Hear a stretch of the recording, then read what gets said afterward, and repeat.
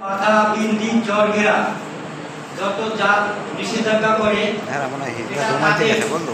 এই জালগুলো ছাড়দের যে নিষেধাজ্ঞা আছে এগুলো মান্য আমরা কাজ করব, এটা আমাদের আশা। এবং আমরা হয়তো যখন যাই স্যারদের সাথে তখন মনে করেন এই বাকি শিক্ষা এই জালটা ধরাই দিছে, দেখেন আপনি আমার কোনো পারিবারিক শত্রুতা না বা পারস্পরিক কোনো সমস্যা না, শুধু একটাই আমাদের যে রেণু ফুটায়, রেণু থেকে একটু বড় হয়, হইতে হইতে অনেক বড় হয়। আমাদের এই মাছগুলা আমরা ধরি, আমরা বিক্রি করি, আমরাই ধরবো, আমরা বিক্রি করবো। আমরা যদি নিজেদের দেশের সম্পদ নষ্ট করে ফেলাই, তাতে আমাদের এই যে কোনো সার আছে সে কোনো সারের চাকরি যাবে না, সম্মান কমবে না, কোনো সমস্যা হবে না।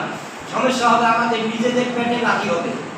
দয়া করিয়া অনুরোধ করি, আজকে যে আপনারা যারা মিটিংয়ে আসছেন তাদের দাওয়াতে তারা একতাবদ্ধ হইয়া এই যে সামনে আগামী 22 দিন যে অভিযান চলে, এই অভিযানটা আশা করি আমরা সবাই একতাবদ্ধ হইয়া আমরা স্যারদের সাথে থাইকা আমরা কাজ করবো। এবং আমাদের প্রশাসন যারা আছে, আমার স্যারেরা আছে, সবাই আমাদের সহযোগিতা করবে এবং আমরা তাদের সহযোগিতা করব।